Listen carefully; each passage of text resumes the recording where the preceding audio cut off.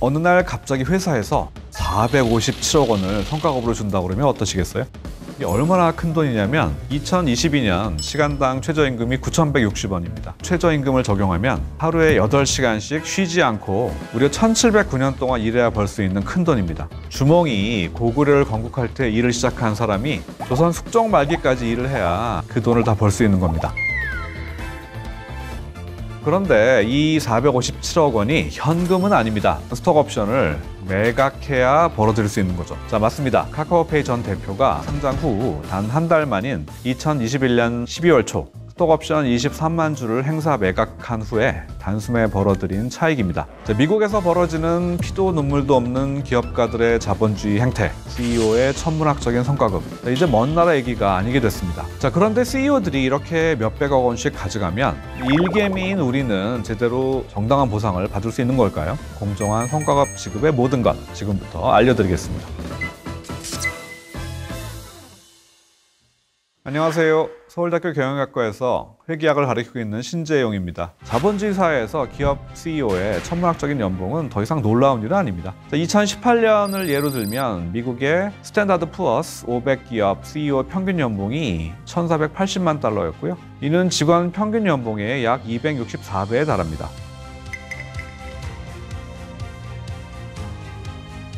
CEO와 직원의 보상 격차 지속적으로 커지고 있는 추세고요. 우리나라 기업에서도 직원 평균 연봉의 100배를 훨씬 넘는 파격적인 보상을 받는 스타 CEO들이 서서히 나타나기 시작했습니다. 기업 성과 창출에 선봉이 있는 그런 CEO가 우리 회사 파이에 가장 큰 몫을 가져가는 것, 뭐라고 할 수 없겠죠. 하지만 자본주의의 상징 미국에서도 기업의 최고 경영진이 받는 이 천문학적인 보수에 대해서 여러 가지 문제와 비판이 지속적으로 제기되어 왔습니다. 그들의 노력에 비해서 지나치게 과도한 보상이자 직원들의 소위 상대적 박탈감을 유발한다 라는 인식이 높아지고 있습니다.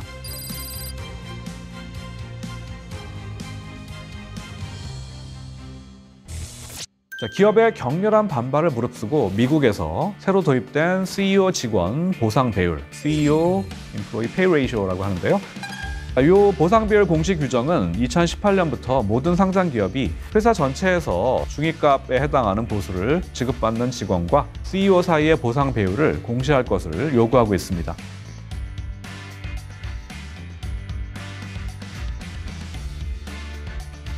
자, 여러분들 바비 인형 만드는 마텔이라는 회사 아시나요? CEO가 중위수 미디안에 해당하는 직원들 연봉의 5,000배를 받고 있다. 이런 공식 결과가 2018년부터 나오기 시작한 거죠. 자, 일론 머스크는 세계에서 가장 유명한 CEO겠죠, 아마. 단 한 푼도 고정급을 받지 않습니다.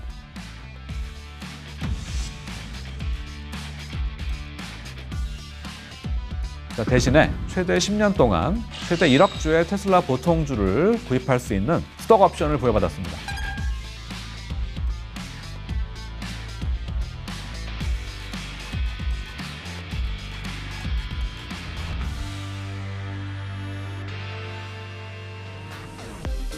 테슬라 주가 작년 11월 초 그야말로 최고점이었습니다. 그때 이제 주당 종가가 1,222달러까지 올라갔었는데요. 그 당시에 일론 머스크가 5,900만 주의 테슬라 주식을 단돈 70불에 매입할 수 있는 그 성과 목표를 달성을 했습니다. 그때 이제 일론 머스크가 스톡 옵션을 만약 행사했으면 일론 머스크가 거둘 예상 행사 차익 679억 달러. 자, 하나로 약 80조 원쯤 되는 거대한 돈이었습니다. 실제로 머스크는 작년 11월 초부터 12월 말 약 1,600만 주 정도의 주식을 매도했는데요. 자, 그때 이제 머스크의 매도 물량으로 테슬라 주가가 좀 내리막길을 걸으면서 자, 로빈후드한테 좀 비난도 받았죠. 여기까지 들으면 아까 그 카카오페이 경영진들의 스톡옵션 행사 다를 게 뭐가 있냐 싶을 겁니다. 자, 근데 자세히 보면은 꽤 다릅니다. 머스크의 스톡옵션은 목표가 있습니다. 달성해야 되는 목표. 그 목표를 달성해야만 스톡옵션이 행사 가능해진다. 그렇죠? 결국 단계별 시가총액 목표, 그리고 매출액, 조정 현금 흐름, 에비타라고 하는데요. 그 세 가지 목표를 다 달성해야 비로소 행사가 가능해지는 성과 연동형 옵션입니다.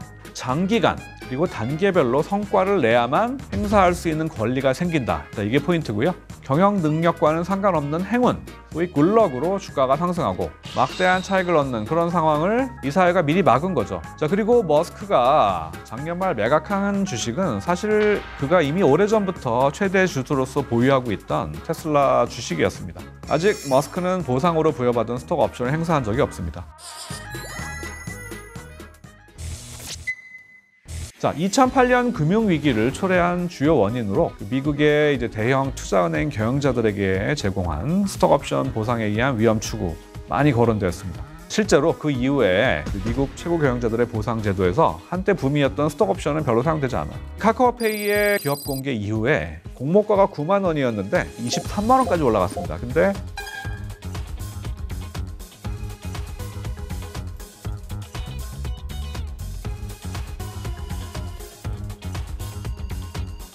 류 전 대표님이 작년 12월 8일에 5,000원의 행사 가격으로 스톡 옵션을 행사하신 다음에 20만 4,000원에 무려 23만 주를 매각하였습니다. 이게 이제 457억의 아까 말씀드린 행사 차익이었고요. 기업 공개 후에 따상을 기록한 카카오페이의 주가 상승, 경영진의 노력과는 직접적인 상관은 없는 외부적인 원인에 기인한 거죠. 극단적으로 말씀드리면은 제가 CEO로 있었더라도 아마 주가는 비슷하게 오르지 않았을까라고 생각을 해봅니다. 류 전 대표님과 다른 경영진들이 상장 한 달 만에 스톡옵션 행사로 취득한 주식을 매도, 현금화한 후에 카카오페이 주가는 그 한 달간 거의 반토막이 났습니다. 이거는 성과 보상이라기보다는 모럴 해저드에 가깝다라고 봐야겠죠.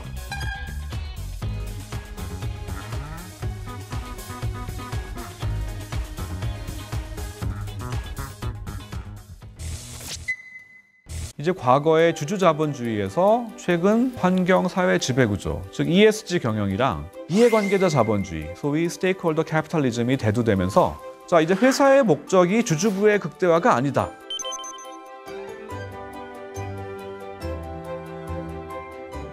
자, 이제는 경영 성과를 협력업체, 직원, 주주, 고객 등 다양한 이해관계자들에게 공정하게 배분하는 것이 첨예하고 중요한 이슈가 되었습니다. 그러면 우리나라 대기업들은 이 성과급 규모 어떻게 정할까요? 자, 먼저 이익 분배 프로핏 쉐어링 방식이 있습니다.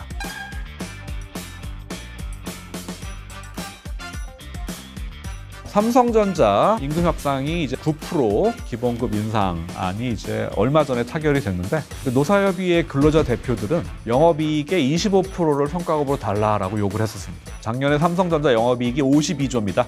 13조를 달라는 얘기죠.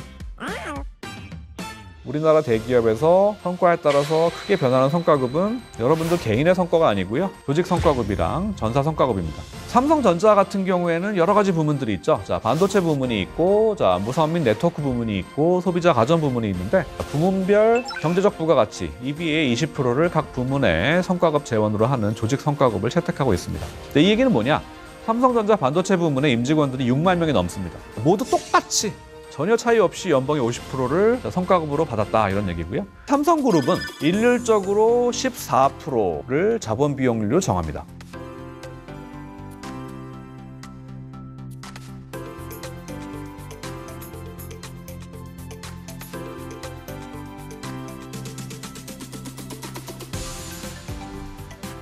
예를 들어서 삼성그룹의 어떤 계열사의 이익이 3조 원이 나왔다. 근데 세율은 20%, 영업에 투하했던 자본이 10조다라고 하면 이 계열사 EVA는 이익 3조 원에서 20% 세금을 빼면 2조 4천억 남습니다.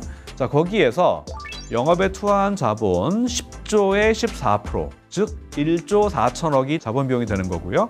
그거를 2조 4천억에서 추가로 빼줍니다. 자, 그러면 1조 원이 이제 초과이익 EVA가 되고요. 이 초과이익 가지고 회사는 뭘 해야 될까요? 할 거 많습니다. 배당도 하고 투자도 하고 또 유사시를 위해서 회사에 쌓아놓기도 하겠죠. 하지만 삼성그룹은 이 중에 20% 정도는 우리 직원들 동기부여를 위해서 성과급으로 쓰겠다라는 거죠. 자, 근데 이 성과급을 우리 영업이익이나 EVA 같은 초과이익의 일정 %로 결정하게 되면 어떤 문제가 있을까요? 성과는 노력도 중요하지만 운도 굉장히 중요하잖아요. 작년에 항공서비스업, 여행사 극장 생각해보세요. 업황이 너무너무 안 좋았죠, 여전히. 이익이 작거나 적자가 나을 경우에는 성과급이 안 나옵니다. 그죠? 자, 직원들이 더 열심히 노력하게 하려고 지급하는 게 성과급인데, 이렇게 회사 성과가 업황, 시황 같은 운에 의해서 좌우될 경우에는 노력과는 상관없이 기업 성과의 일부를 직원들이 성과급으로 받게 됩니다. 성과급의 변동성이 굉장히 커지게 되는 거죠. 직원들 입장에서 이게 항상 좋은 걸까? 네, 예측 가능성 측면에서는 항상 좋지는 않겠죠. 자, 그리고 EVA는 계산이 복잡합니다. 그리고 계산 근거를 회사 밖에 절대 보여주지 않습니다. 내부 직원들과도 보통 공유하지 않습니다. 자, 우리 직원들 입장에서는 이 재량에 따라서 산식 조정해가지고 우리 성과급 조금 주려고 하는 거 아닐까? 이런 의구심을 해소하는 데 한계가 있죠. 자, 그래서 최근에는 외부에 공개되고 또 회계감사를 받는 지표인 영업이익의 일정 비율로 기업들이 성과급 판정 기준을 많이 바꾸고 있습니다. 두 번째 성과급 결정 방법은 목표 달성 기반 성과급 결정입니다. 연초에 전사 매출과 영업이익, 목표를 미리 정한 다음에 목표 달성하면 기본급의 300%, 500% 이런 식으로 성과급이 나오는 그런 식이고요. 목표 인센티브 방식의 장점은 업황이 좋을 경우에는 목표를 높여 잡고 업황이 나쁠 경우에는 목표를 낮춰 잡아서 아까 말씀드린 이익 분배 방식에 비해서 성과급 지급 규모의 예측 가능성이 훨씬 커지게 됩니다. 그런데 회사가 목표를 확 높여버린다? 나중에 성과가 잘 나와도 목표 대비 실적으로 환산하면 보잘것없기 때문에 성과급 많이 못 받습니다. 자, 그리고 여러분들 혹시 올해 잘하면 내년에 피곤하다 이런 얘기 생각해 보신 적 있나요? 과거 실적이 미래 목표 설정의 베이스가 되기 때문에 이런 생각을 하시는 겁니다. 자, 그리고 이 목표 인센티브는요, 기업 실적이 좋으면 대부분은 이익 분배 방식보다는 성과급 금액이 작습니다. 절대적으로. 그래서 아마 이제 이익 규모에 비해서 성과급이 작다는 불만이 여기저기 나오는데요. 특히 올해 초에 아마 이제 대부분의 기업들이 목표 인센티브 방식으로 성과급을 지급하기 때문에 그렇습니다. 우리나라 기업에서 이렇게 조직 성과급 혹은 전사 성과급을 많이 채택하고 있는 이유는요, 전통적으로 우리나라 기업들이 집단의 응집력 그리고 협동을 중요시했기 때문이죠. 자, 근데 제가 학교에서 강의를 해보면은요, 요즘 학생들은 소위 팀 프로젝트로 평가받는 것보다 개인의 성과, 시험 한 방을 훨씬 선호합니다. 제가 예를 한번 들어볼게요. 자, 고성과 부문의 저성과자, 그 다음에 저성과 부문의 고성과자. 자, 누가 더 성과급을 많이 받아야 될까요? 자, 우리나라 기업들은 고성과 부문의 저성과자가 저성과 부문의 고성과자보다 성과급이 많습니다. 그렇게 설계가 되어 있습니다. 개인 성과급이 삼성전자는 상당히 높은 편인데, 그래도 반도체 부문 같은 고성과 부문의 저성과자가 의료기기 사업부 같은 저성과 부문의 고성과자보다 총 연봉이 항상 큽니다. 그러니까 머슴도 대감집에서 해야 된다, 자조적인 말이 나오는 이유가 됩니다. 이를 해결하기 위해서는 직원의 개인 성과, 즉 개인 교과 결과에 따라서 성과급 지급률을 추가로 조정해야 되는데, 아직 팀장이 정성적으로 평가하는 개인 교과 결과에 대한 믿음이 회사나 직원들이나 아직 부족합니다.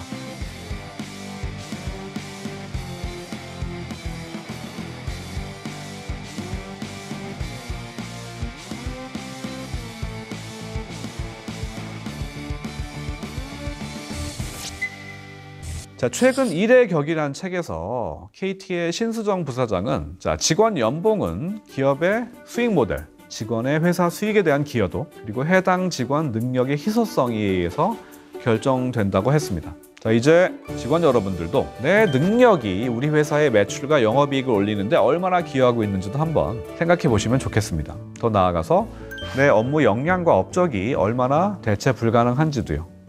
많은 회사의 작년 역대 최고 실적은 상당 부분은 업황과 시황의 결과입니다. 그저 운이 좋았던 것도 일부는 있었다는 거죠. 매출과 영업이익이 작년에 훨씬 못 미쳤던 과거, 여러분들이 노력을 덜 하셨던 건 아니잖아요. 운이라는 것은 나쁠 수도 있는 겁니다. 기성세대들이 MZ세대의 공정이 선택적인 공정이다, 이런 비판을 하는 분들이 있어요. 자, 이런 비판을 피하시려면 똑같이 노력하더라도 성과가 안 좋으면 수천만 원이던 성과급이 0원이 되거나 심지어 연봉 삭감도 감수할 수 있는데, 그런 상황도 공정하다고 하셔야 되는 거죠.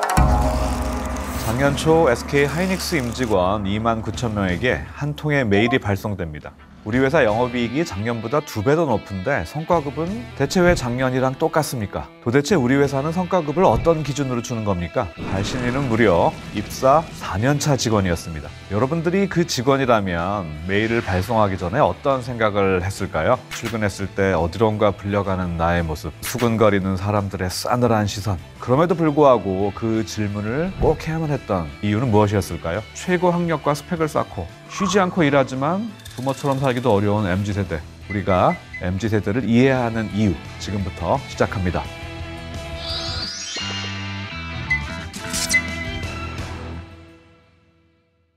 안녕하세요. 저는 서울대학교 경영학과에서 회계학을 가르치고 있는 신재용입니다. 2021년 1월 하순부터 SK하이닉스는 전년도 2020년 실적과 연계된 성과급 지급과 관련하여 그야말로 한바탕 홍역을 치렀습니다. 논란에 도와서는 한 4년차 직원이 전 임직원한테 보낸 이메일 한 통이었죠. 이 직원은 아주 공개적으로 성과급 지급 규모에 대해서 불만을 토로하며 성과급 산정 기준의 투명한 공개를 요구합니다. 특히 MZ세대 직원들은 사내 게시판이 마비될 정도로 폭발적으로 호응했습니다. 마침 이 당시에 경쟁사 삼성전자 반도체 부문 메모리 사업부의 성과급이 연봉의 47% 규모라는 기사가 언론에 여기저기 나오던 시점이었기 때문에 아마 하이닉스 직원들이 속이 더 뒤집혔을 겁니다. 이 엄청난 논란에 회사는 어떻게 대응했을까요? 사실 첫 대응은 악수였습니다. 사내 게시판을 이틀 동안 폐쇄한 거죠. 하지만 논란이 점점 커지자 CEO는 첫 번째 해명문을 발표했습니다. 하이닉스 성과급 재원은 영업이익이 아니다.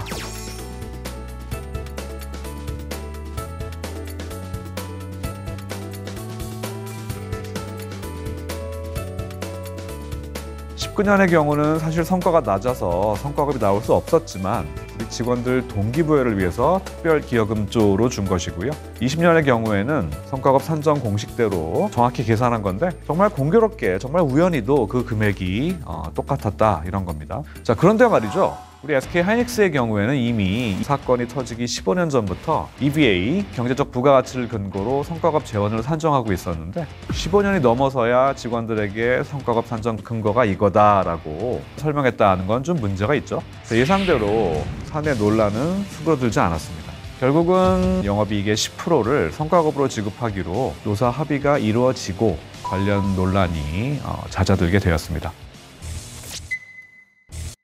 자, 결국 하이닉스의 성과급 규모를 둘러싼 구성원들의 불만과 혼란, 가장 큰 이유가 뭐였을까요? 경영진이 성과급 산정 근거를 미리 투명하고 설득력 있게 공유하지 못한 거라고 할 수 있겠죠. 결산 결과 2021년도 하이닉스는 매출 43조 원, 그리고 영업이익 12조 3천억 원이라는 놀라운 성과를 거뒀습니다. 그래서 작년 연말에 기본급의 300%를 지급했고요. 올해 1월 말 기본급 1000%의 성과급을 지급을 합니다. 1년 전에 회사가 했던 약속을 정확히 지킨 거죠.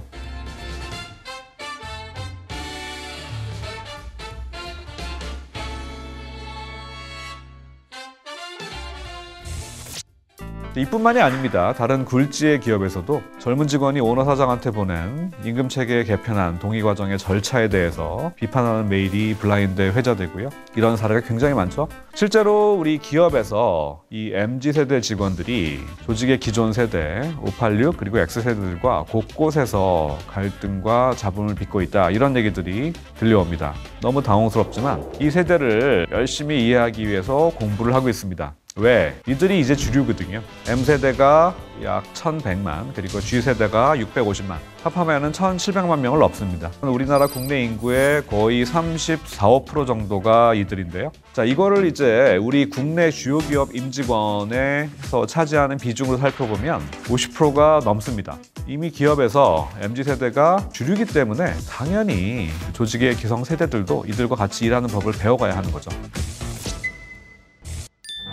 자, 그러면 MZ세대의 선호, 가치관, 욕망을 알아야겠죠? 이들을 이해해야 됩니다. 먼저 꼭 이해하셔야 되는 게 이들이 불안하다는 겁니다. 막대한 심리적인 압박감을 느끼고 있다는 거죠. 세계화와 정보화를 처음으로 동시에 체험한 능력 있는 세대라고 합니다. 최고 학력을 쌓고 제일 많이 일하지만 가장 적게 버는 세대라고도 하고요. 부모처럼 되고 싶지 않지만 부모처럼 되기도 힘든 세대다, 뭐 이런 얘기를 합니다. 우리 생각해보면 우리 선배들, 베이비부머 세대들이 대학을 졸업할 때 1970년대 중후반입니다. 자, 그때 한국의 GDP 성장률이 두 자릿수, 10에서 15% 정도 됐죠. 중요한 것은 파이가 계속 커지고 있었다는 거죠. 이 당시 베스트셀러 생각을 해보면 정주영 회장님의 시련이 있어도 실패는 없다, 김우중 회장님의 세계는 넓고 할 일은 많다, 이런 책들이 장안의 화제가 되는 그런 시절이었습니다. 하면 되고 꿈은 이루어졌죠. 자, 그러니까 기성세대들은 미래에 대한 예측이 분명하고 낙관적입니다. 자, 그런데 우리 MZ세대의 선두인 1980년대 중반 출생자가 대학을 졸업한 2008년, 그때 이후에 우리나라 GDP 성장률은 거의 3%를 넘은 적이 별로 없다라고 보시면 됩니다. 미래가 잘 풀릴 확률에 비해서 잘 안 풀릴 확률이 훨씬 더 높아졌습니다. 거기다가 최근 부동산 가격이 엄청나게 올라갔죠. 자, 그러면 상대적으로 근로소득의 가치는 그야말로 땅에 떨어지는 게 되고요. 따라서 우리 세금을 떼고 나면 억대 연봉자도 집 사는 게 정말 유언한 시대가 그런 시대가 되었습니다.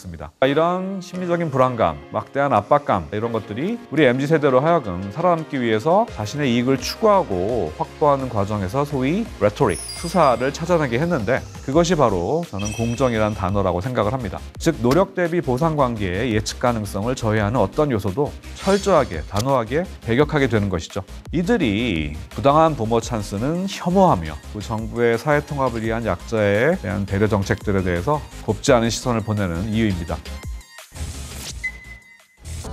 자, 그러면 우리 MZ세대들은 어떤 과정을 통해 지금에 이르게 되었을까요? X세대랑 구분되는 MZ만의 경쟁 시스템이 있습니다. 몇몇 MZ세대는 초딩이 되기 전부터 토너먼트를 뚫어야 했는데 그 시작은 영어 유치원입니다.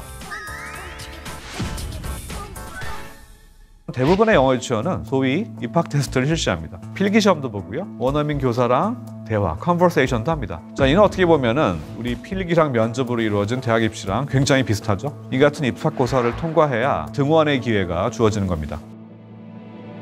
주기적으로 또 시험을 봅니다. 레벨 테스트 결과가 또 부모에게 통보가 되고 이 성적에 따라서 윗반 혹은 아랫반으로 이제 이동을 하게 됩니다.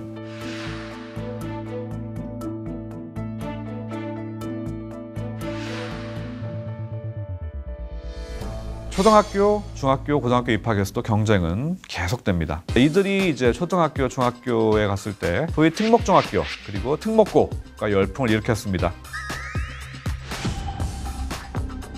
90년대생, 20대 화이트칼라 MZ세대들은 아마 국제중학교 입학 토너먼트 직접 경험해봤거나 아마 최소한 이런 게 있다는 것을 알고 자랐을 겁니다. 어린 나이부터 상당한 준비가 필요한데요. 내신, 스펙을 관리해야 됐던 거죠. 결국 좋은 대학, 명문대에 들어가기 위한 노력이죠. 이런 얘기를 들으면 기성세대, 우리 라떼들도 치열한 대입 경쟁을 치렀다라고 얘기합니다. 하지만 경쟁의 형태가 중요합니다. 100만이 시험을 봤어도 시험 한 방으로 대학에 입학할 수 있었습니다. 근데 우리 MZ세대들은 일상의 평가, 지속적이며 강도 높은 평가 속에서 학창시절을 보내야 됐던 거죠. 대학 입시 앞에서도 이전에 없던 더 복잡하고 정교한 시스템을 만나게 되는데요. 대표적인 게 수시 전형입니다.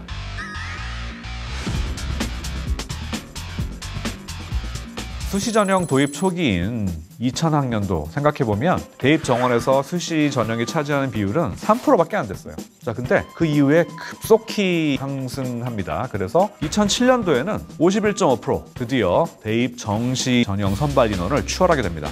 결국 고1부터 치열하게 내신을 관리해야 되는데요. 그러면서 봉사활동, 교내 경시대회 이런 스펙 쌓기도 소홀할 수 없죠. 시험도 예전보다 훨씬 복잡해집니다. 서술형 평가랑 논술형 평가가 고교 내신 시험의 50% 이상을 차지하게 됩니다. 주관식에 있어서. 옛날에 단답형은 만점 아니면 빵점, 단순한 기준이었죠. 주관이 개입될 여지가 없는데, 이 서술형 문항은 뭐냐면 학생이 작성한 답안의 논리도 그리고 완성도에 근거해서 채점하게 되는데요, 교사가.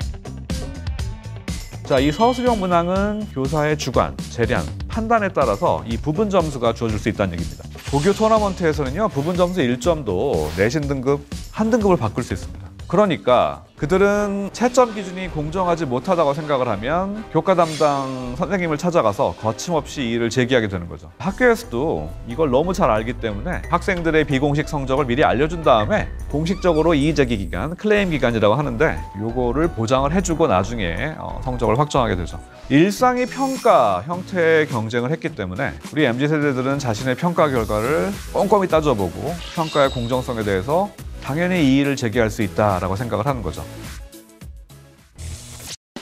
이전 세대보다 낮아진 명문대 입학률 또한 MZ세대가 공정성에 더욱 민감해지도록 한몫했을 거다라고 생각이 되는데요. 1984년, 이때 졸업정원자라고 해서 그 라떼들은 엄청나게 대학에 쉽게 갔죠. 28년 뒤 인구를 살펴보면 대략 그 수험생 인구가 28% 감소했는데요. 명문대 입학 정원은 평균적으로 35% 줄었습니다. 제가 재직하고 있는 서울대학교를 살펴봐도 입학 경쟁률은 나날이 높아지는 추세다. 인구 감소 추세에 비해서 입학 정원을 훨씬 더 빨리 줄였다. 이게 포인트고요. 결국 이 노력 왜 했을까요? 좋은 직장을 잡기 위해서 좋은 대학에 가려고 노력했습니다. 마지막 관문이 있죠? 대기업에 입사하기 위한 마지막 토너먼트가 있을 겁니다. 요새 대기업 입사의 큰 흐름은 수시 채용입니다. 요즘 많은 대기업들이 공채 규모는 지속적으로 감소시키고 수시 채용 비율을 늘리고 있죠. 수시 채용은 연중 언제든지 기업에서 채용 소식이 들리면 지원하고 어떻게 보면 자신이 원하는 부서를 골라서 지원할 수 있으니까 굉장히 합리적인 제도 아니냐라고 보일 수도 있는데요. 인적성 필기시험 대신에 각 부서의 직무 능력에 초점을 맞춘 면접이 선발 과정에서 큰 비중을 차지하게 됩니다. 직무 관련 경험, 지식, 역량 쌓으려면 결국 인턴을 해야 됩니다. 요새 금턴이라는 얘기를 합니다. 금턴. 경쟁이 치열하기 때문에 최고의 스펙을 가져야 좋은 직장에서 인턴을 할 수 있습니다. 그래서 MZ세대 취준생들은 평생 동안 토너먼트 연대기를 뚫고 드디어 최종 결승선에 도착했습니다. 한번 숫자로 제가 말씀을 드려볼게요. 94년생은 72만 명이 태어났는데 67만 명이 2012년 말에 수능을 봤습니다. 이들 중에서 소위 좋은 일자리를 결국 잡은 사람, 우리 수능을 본 67만 명 중에 얼마나 됐을까요? 좋은 일자리를 굉장히 넓게 잡아서 따져보니까 13만 개의 일자리가, 좋은 일자리가 그들을 기다리고 있었습니다. 공부 열심히 해서 잘 될 확률, 토너먼트에서 이길 확률이 관대하게 잡아도 5대1, 20%가 안 되는 그런 정말 어려운 확률이죠. 이 경쟁을 뚫은 화이트칼라 MZ세대, 본인이 너무너무 자랑스러울 겁니다. 그죠? 내 성공은 내 노력과 실력과 재능으로 이룬 그런 거죠. 이들이 요구하는 시스템의 공정성, 그리고 이들이 선호하는 진정한 능력주의는 어떻게 보면 자신들이 살아온 정글의 생존 규칙이었던 거죠. 파이가 더 이상 커지지 않는 저성장 시대입니다. 그러면 어떻게 파이를 쪼개느냐가 너무나 중요해지는 시대죠. 어린 시절부터 치열한 토너먼트 경쟁을 겪으면서 자라나서 최고 학력과 스펙을 쌓고 쉬지 않고 일하지만 부모처럼 살기도 어려운 MZ세대. 이들의 미래에 대한 불안감, 그리고 심리적인 압박감은 이들로 하여금 노력 대비 보상 관계의 예측 가능성, 공정성이라는 잣대를 통해서 세상을 보게 만들었습니다. 하지만 우리나라 MZ세대들은 좌절하지 않습니다. 적극적으로 기업의 부조리함을 고발하고 파이어족이 되기 위해서 부동산과 주식을 공부합니다. 기성세대와 같이 재벌을 꿈꾸는 것이 아니고 자기가 하고 싶을 때 하고 싶은 일을 할 수 있는 기반을 만들기 위해서 경제적 자유를 꿈꿉니다. 이는 기성세대랑 굉장히 다른 모습이다라고 저는 생각하는데요. 우리 MZ세대 바로 윗세대인 X세대만 해도 90년대 초반에는 소위 신인류다라고 불렸습니다. 근데 이들은 입사 후에 기성세대의 조직에 굉장히 빨리 순응했습니다. 하지만 지금의 MZ세대들은 자신들만의 방식으로 사회 전반에 어떤 의미 있는 변화를 이끌어내고 있다라고 생각합니다. 나 중소기업 6년 차인데 실수령 3,400 나옴. 님들은 어느 정도 받음? 제 첫 연봉이 1,800인데 3년 뒤에 얼마까지 올리고 이직하는 게 나을까요? 커뮤니티 익명 게시판에서 이런 글 종종 보시지 않나요? 원래 연봉과 성과급, 이 주제는 동료들끼리도 나누지 않는 비밀스러운 속살 같은 이야기였는데 요즘 특히 MZ세대들에게는 회사 생활에 비밀이란 없습니다. 내부 승진보다도 당장 내가 받는 연봉과 처우에 더 민감한 MZ들의 속사정, 그들이 회사의 진정을 원하는 건 무엇인지, 회사는 왜 그런 MZ를 이해해야 하는지 지금부터 MZ세대의 슬기로운 회사 생활에 대해서 낱낱이 파헤쳐 보겠습니다.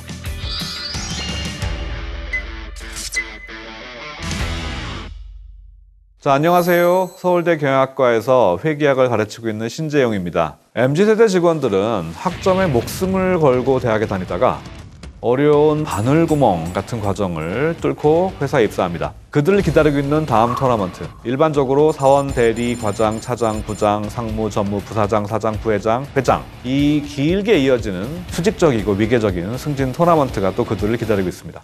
한 단계 한 단계 올라갈 때마다 더 많은 권한과 책임이 주어지고 보다 높은 연봉, 그리고 나중에 퇴직급여, 후한 복리후생 혜택이 주어지죠. 임원으로 퇴임할 경우에는 일정 기간 경영 고문 혹은 계열사 임원의 지위가 보장되기도 합니다. 그래서 기성세대, 586이나 X세대는 입사 토너먼트 성공적으로 돌파한 후에는요, 주저없이 또 다른 승진 토너먼트에 몸을 맡겼습니다. 그런데 요즘처럼 평생 직장 개념은 무너지고 이직이 너무 당연시되는 그런 환경에서 우리 MZ세대 직원들은 승진 토너먼트에 큰 관심이 없습니다. 윗세대들이랑 다르게 두 가지 다른 선택이 추가로 가능해졌다라고 볼 수 있는데요. 자, 첫 번째, 지금까지 토너먼트 경쟁 할 만큼 했다. 이제 더 이상 승진 토너먼트에 목매지 않고 지금 직장에서 가급적 오래 근무하면서 워라밸을 챙기자. 최대한 안정적으로 혜택을 받아가자는 유형입니다. 또 다른 하나는 애시당초 첫 직장에서 평생 근무하겠다는 생각은 없어요. 다만 여기서 업무 역량을 최대한 높임으로써 노동시장에서 내 몸값, 내 가치를 높인 다음에 더 좋은 직장으로 언제든 이직하겠다, 이런 유형이죠. 따라서 이런 MZ세대 직원들이 단기 평가와 이에 따른 현재의 보상에 특히 관심을 가지는 것은 너무나도 당연합니다. 지금 직장에서 정년을 맞을 생각이 1도 없다. 그러면 MZ세대 직원들 불확실한 미래를 위해서 참고 기다리지 않습니다. 지금 당장 확실히 약속받을 수 있는 단기 보상을 훨씬 중요시 여기게 되는데요. 그래서 MZ세대 직원들은 조삼모사보다는 조사모삼이 훨씬 중요합니다.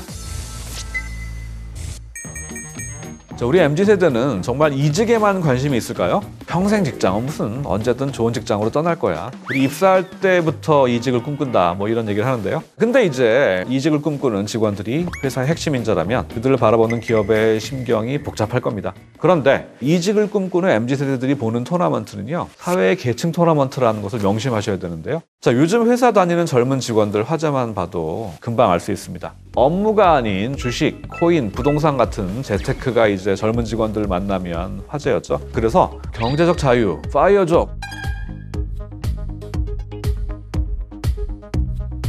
이런 말들이 화두가 된 그런 세상입니다. 자, 이들의 주 관심사는 지금 내가 회사에서 하고 있는 경험, 능력의 축적이 장차 후의 축적을 통한 나의 사회계층 상승에 도움이 되느냐. 자, 요게 이제 제일 중요한 관심사가 되는 거고요. 결국 이런 직원들을 동기부여하기 위해서는 이 회사에서 열심히 일하는 것이 당신이 원하는 계층 상승 토너먼트에 큰 도움이 된다는 것을 납득시키는 기존과 다른 형태의 접근이 필요하다고 생각합니다. 자, 어린 시절부터 겪어온 어떤 지속적이고 치열한 경쟁이 공정성에 대한 이들의 본능적 민감함을 길러줬다면 IT 기술의 발달은 이들의 공정성 인식을 훨씬 더 용이하게 했는데요. 우리 MZ세대 디지털 네이티브라고 불립니다. 성장기 혹은 유년기부터 인터넷 등의 정보통신 매체를 사용한 첫 세대고요. 아마 우리 직장인들 중에서 IT 기술을 다루는데 가장 거부감이 없고 능숙한 세대라고 할 수 있죠. 그래서 취업 사이트, 직장인 커뮤니티 이런 것들이 발달하면서 소속이 전혀 다른 사람들과 연봉, 복지, 특정 부서의 상황에 이르기까지 다양한 정보를 쉽게 수집할 수 있습니다. 결국 굳이 애쓰지 않아도 너무 손쉽게 자신이 받고 있는 대우, 얼마나 공정한지 스마트폰 클릭 몇 번이면 알리고 또 알 수 있는 시대에 살고 있고 이에 대해서 전혀 거부감이 없습니다. 자, 요즘 직장인들 블라인드에는 특히 성과급을 둘러싼 직원들의 하소연이 많이 등장하는데요. 자세히 들여다보면 단순히 돈을 덜 받아서 억울하다, 이게 핵심이 아닙니다. 주로 불만은 성과급 산정 기준에 대한 것들이 많은데요. 성과급의 기준이 불투명하고 상급자의 재량에 의존하는 경우가 많다는 거고요. 우리 전사 성과급의 경우에도 산정 근거, 계산식을 굉장히 궁금해합니다. 또 그리고 임원들은 위기 경영이라고 외치는데 정작 자기들은 성과급을 듬뿍 가져간다, 이런 불만들이 많죠. 이런 여러 가지 불만들을 종합해보면 화이트칼라 MZ세대들은 성과급 등의 보상 결정에 있어서 투명성과 공정성을 중시하고 돈을 본다고 생각하면 참지 않고 거침없이 표현하며 익명의 직장인 플랫폼을 통해서 정보를 공유하고 뭉쳐서 집단적으로 목소리를 내고 있는 것을 알 수 있습니다.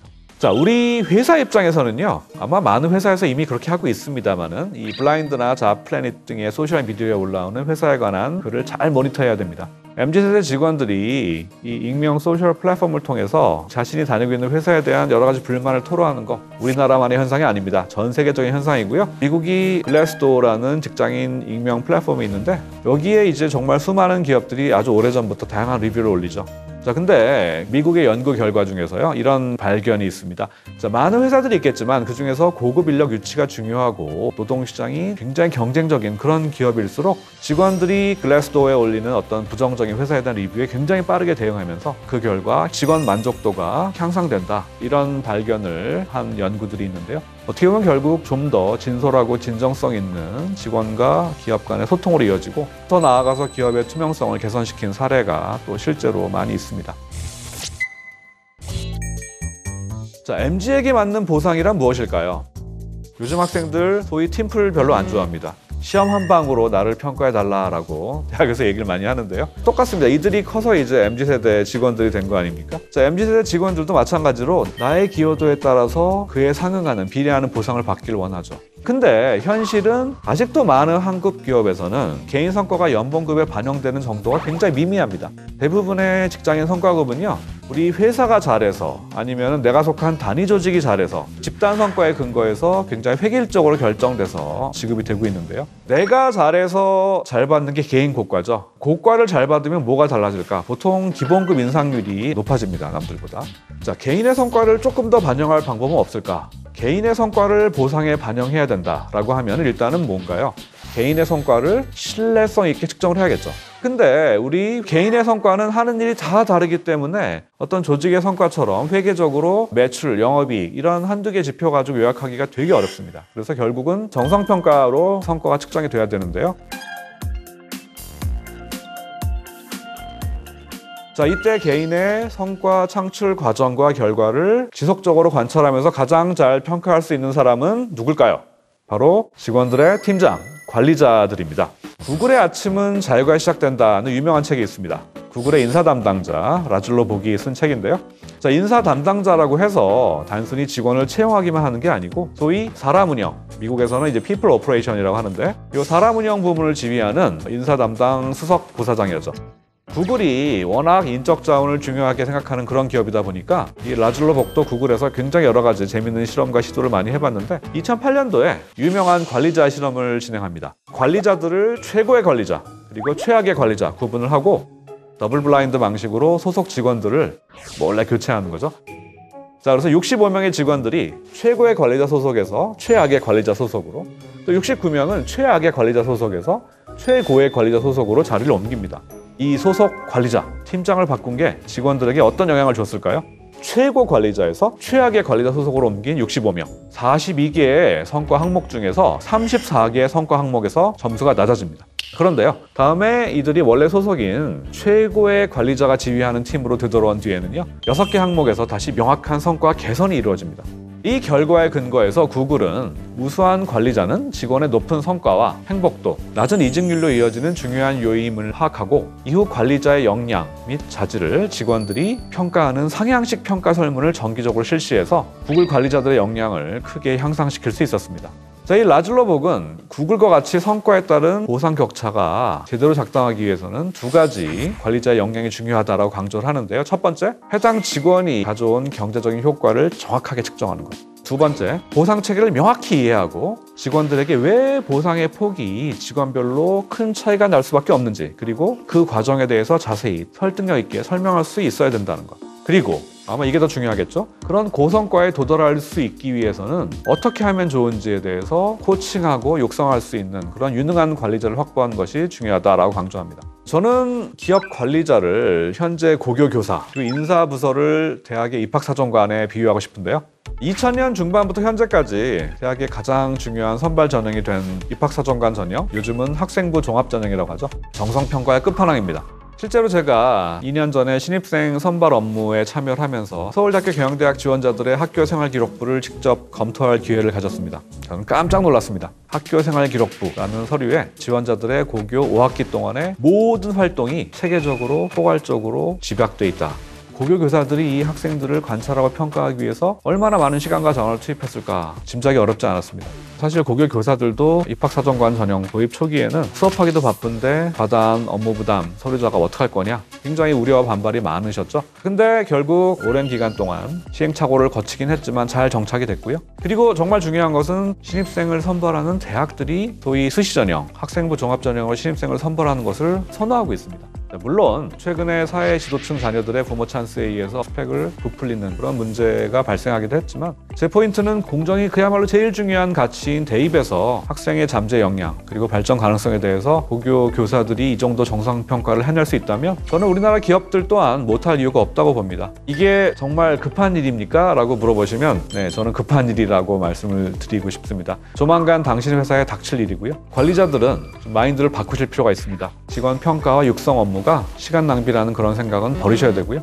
우리 직원들이 납득할 수 있는, 신뢰할 수 있는, 믿을 수 있는 개인 성과 평가, 그리고 여기에 연계된 개인 인센티브 비중의 확대도 그리 먼 일만은 아닐 겁니다.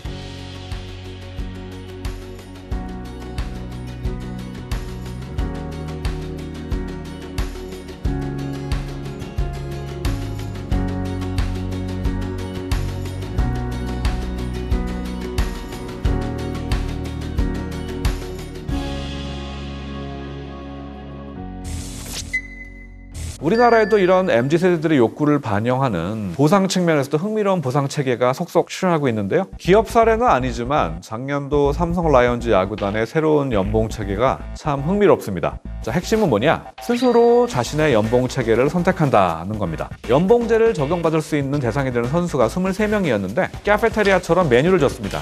메뉴가 3개입니다. 첫 번째 기본형, 두 번째 목표형, 세 번째 도전형. 기본형은 말 그대로 프로야구 선수들 연봉 연초에 결정되면 그대로 가잖아요. 전통적으로.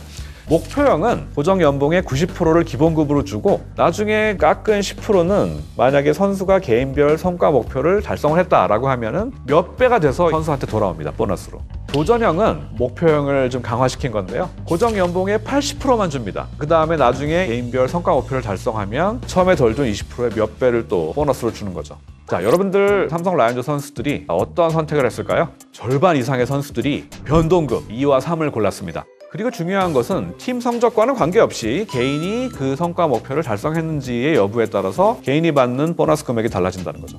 자, 이 사례는 개인의 선호가 분명한 MZ세대 직원들 개개인별로 획일적인 보상 제도가 아니고 개인이 선택할 수 있는 개별 맞춤형 보상 제도를 자율적으로 선택할 수 있게 한다는 장점이 있고요. 그 다음에 전체 팀 성과랑 연동된 보상이 아닙니다. 개인의 전체 팀 성과에 대한 기여도를 측정하는 성과 지표를 선정을 한 다음에 목표 달성 여부를 선수들을 개개인 보상에 연동을 함으로써 우리 MZ세대가 원하는 개인 성과 측정, 그리고 나아가 보상에 연계하는 그런 시도가 돋보이면서 실제로 이제 우리나라 스타트업 기업들을 중심으로 해서 이런 직원들이 스스로 선택할 수 있는 자율적인 보상 패키지 설계를 실험하는 그런 기업들이 서서히 늘고 있습니다. MZ세대 직원들은 오래 참지 않습니다. 하지만 그렇다고 이들이 단기 보상에만 올인하는 것은 아니고요. 정말 중요한 것은 본인이 회사에서 전문성을 키우며 성장하고 발전하고 있지 못하다고 느낄 때 회사를 떠납니다. 그리고 또 이들은 개인의 성장이 회사의 성장으로 이어지는 것을 가장 바람직한 조직의 모습으로 생각합니다. 직원 개개인을 비용이 아니라 소중한 인적 자원으로 대우하면서 개인의 성장과 발전, 전문성의 육성을 장려하고 나아가 직원들의 노동시장에서의 가치를 올려주는 사람을 보는 관점, 그리고 조직 문화의 변화가 없다면 앞으로 우리 기업들은 절대 결코 최고의 인재를 붙잡아둘 수 없을 것입니다.